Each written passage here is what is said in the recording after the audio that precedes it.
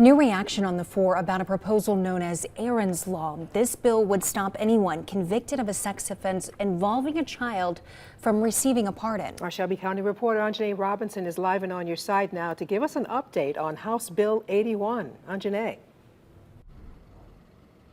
Well, Sarah Morgan, Shelby County District Attorney Matt Casey tells me that he's very passionate about this bill. He recently wrote a letter of support to urge senators, to consider passing the bill to protect children from having to relive those traumatic events. About 10 years ago, a man was convicted of sodomy on a child, and after serving his sentence, he asked for a pardon to get his offense removed from his record.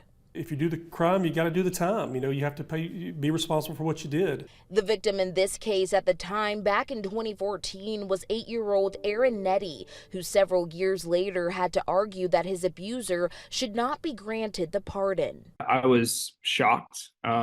It was pretty upsetting. I didn't even know that he was eligible for a pardon.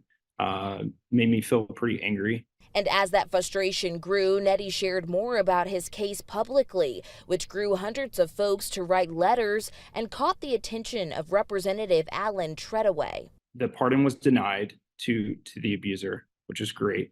However, under the current law in Alabama, these offenders can seek pardons every 2 years, and which potentially forces their victims to revisit the traumas repeatedly for a number of times.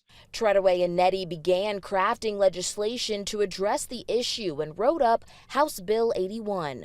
It especially holds greater significance for male survivors who are often face additional barriers in speaking out.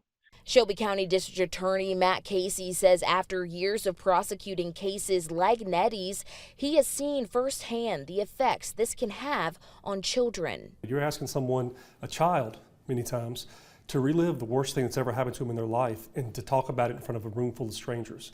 So when I saw that legislation that would prevent anyone who was convicted, prevent them from ever seeking a pardon, it just seemed like a great idea to me.